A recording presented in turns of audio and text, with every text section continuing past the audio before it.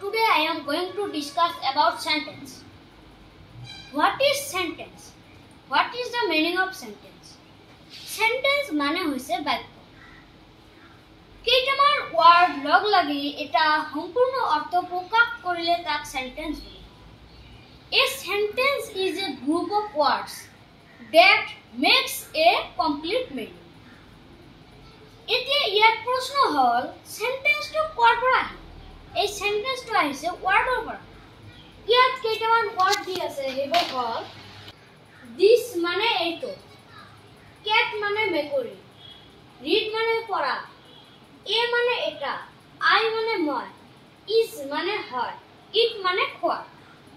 ইয়াত কেইটামান ওয়াৰ্ড দি আছে। এইবোৰ ৰেৰে আমি সেন্টেন্স বনাব পাৰো। কেৱল এইবোৰেই কিন্তু ওয়াৰ্ড নহয়, আৰু এনেদৰে বহুতো ওয়াৰ্ড আছে। ডিকশনাৰীত বহুতো ওয়াৰ্ড আছে, এভেইলেবল ওয়াৰ্ড আছে ডিকশনাৰীত। এতিয়া এই ওয়াৰ্ডেৰে কেইটামান sentence hall I read a book, মই এটা কিতাপ পঢ়ো। ইয়াত I এটা ওয়ার্ড, read এটা ওয়ার্ড, a এটা ওয়ার্ড আৰু book এটা ওয়াৰ্ড। এতিয়া এই ওয়াৰ্ডবোৰ যে লিখিছো এই ওয়াৰ্ডবোৰত কি আছে?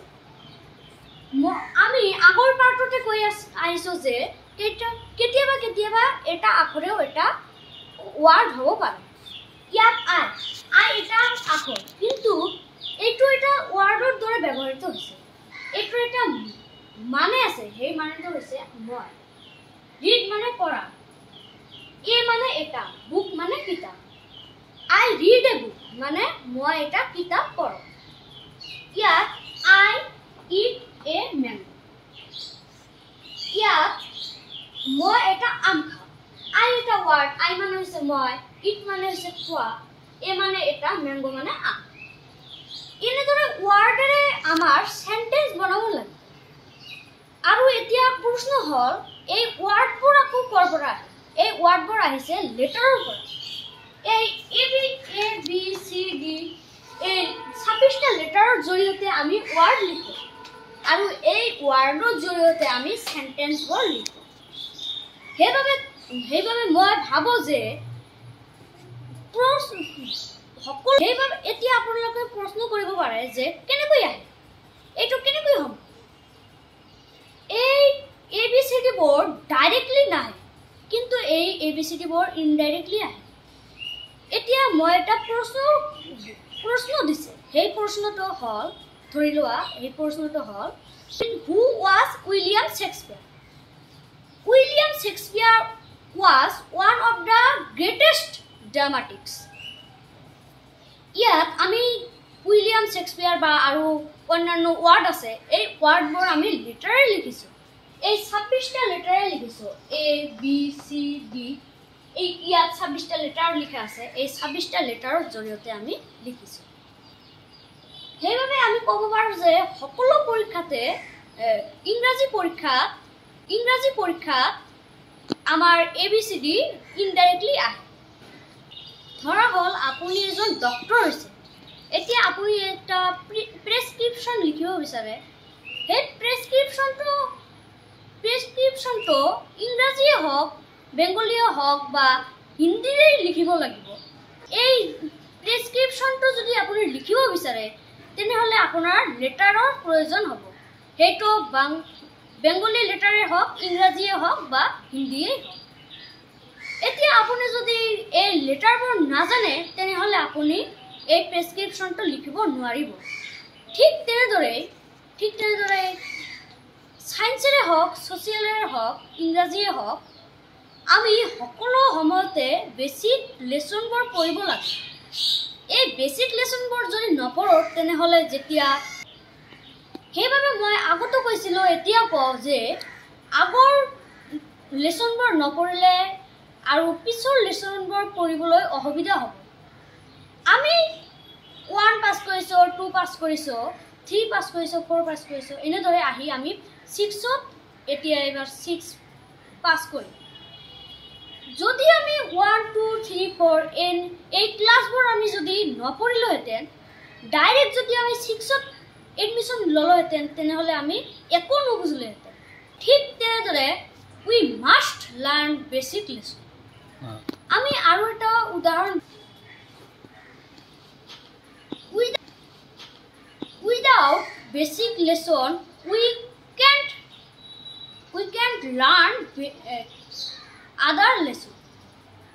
আৰু এটা উদাহৰণ দিয়া হ'ল ইয়াত এই ঘৰটোত এটা বৈদ্যুতিক বাল্ব আছে আৰু এটা ফেন আছে এই ফেনটোৰ সৈতে বহুতো তাৰ জোড়া দিয়া আছে ধৰা হ'ল আমি এটা তাৰ কাটি দিলো তেনেহলে ফেনটো আৰু নুঘুৰে বা বাল্বটো আৰু নজ্বলে ঠিক তেনেদৰে আমাৰ সেইভাবে আমাৰ পাৰ্ট 1 পাৰ্ট 2 এইবোৰ যিবোৰ পাৰ্ট আছে প্ৰথম পাৰ্টত আমি গ্ৰামাৰ কাক বলে গ্ৰামাৰৰ পৰা লেটাৰ লেটাৰৰ পৰা ৱাৰ্ডৰ পৰা সেন্টেন্স সেন্টেন্সৰ পৰা কাইন্ডস অফ সেন্টেন্স ইনদৰে যিবোৰ স্টেপ বাই স্টেপ আমি পঢ়ি যাও তেনেহলে আমাৰ বুজিবলৈ সুবিধা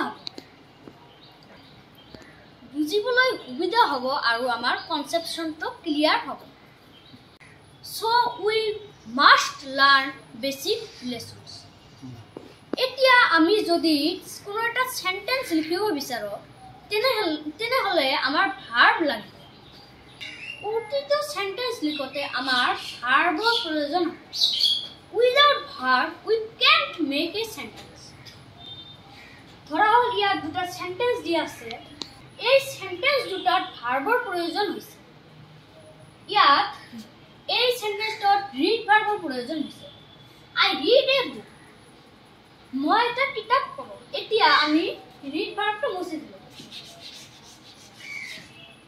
I a book মই এটা কিতাপ মই এটাতো কিতাপ হ'ব নোৱাৰো তেনেহলে মোক পঢ়িলেহেঁতেন ইয়াত ভালদৰে অৰ্থ প্ৰকাশ পোৱা নাই ইয়াত I read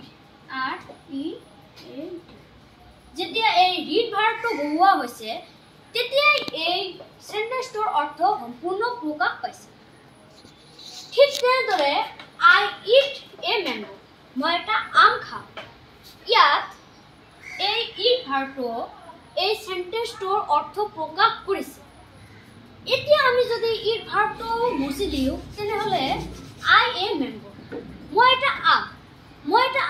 এটা আমটো কেতিয়াও হ'ব নোৱাৰো সেইভাবে এইটো এটা সেন্টেন্স হোৱা নাই এই সেন্টেন্সটোত সম্পূৰ্ণ অৰ্থ প্ৰকাশ পোৱা নাই সেইভাবে এইটো এটা সেন্টেন্স নহয় এতিয়া I eat a mango মই এটা আম খাওঁ ইয়াত সম্পূৰ্ণ অৰ্থ প্ৰকাশ পাইছে কিয়নো মই এটা আম খাওঁ এইটোতো এটা সেন্টেন্স হৈছে সেইভাবে আমাৰ ভাৰ্ববোৰ বেছিকৈ পঢ়িব লাগে এই ভাৰ্ববোৰ হৈছে খুঁটিৰ নিচিনা যদি আমি ভাৰ্ব নপঢ়ো তেনেহলে সেন্টেন্সটো অৰ্থ প্ৰকাশ নাপাব ইয়াত কেইটামান ভাৰ্ব দিছো eat মানে খোৱা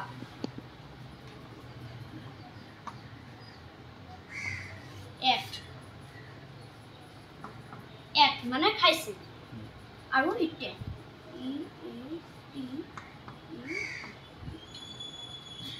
go মানে যোৱা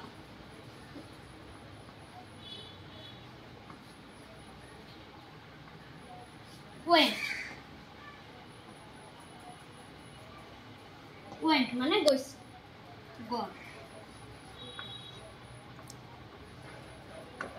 মানে গৈছে বাৰগুলা কয় আন eat মানে eat ate eaten go went gone এইবিলাক ভার্ব আমাক বেছিকৈ পঢ়িব লাগে আৰু এইবিলাক ভাৰ্ব পঢ়িলে আৰু এনেদৰে এইবোৰ ভাৰ্ব পঢ়িলে আমি ইংৰাজীত পাকৈত হ'ম ইংৰাজী গ্ৰামাৰত আৰু বহুতো ভাৰ্ব দি আছে তোমালোকে এই ভাৰ্ববোৰ বেছিকৈ পঢ়িবা তেনেহলে তোমালোকে আৰু বেছিকৈ পাৰ্গত হ'বা এনেদৰে আপোনালোকে পাৰ্ট 1 পাৰ্ট 2 পাৰ্ট 3 এনেদৰে সকলোবোৰ পাৰ্ট চাব আৰু এই পাৰ্টবোৰ চালেহে আপোনালোকৰ আৰু পিছৰ লেসনবোৰ বা পাৰ্টবোৰ বুজিবলৈ বহুতো সুবিধা হ'ব সেইভাবে এই পাৰ্টবোৰ ভালদৰে চাব আপোনালোকে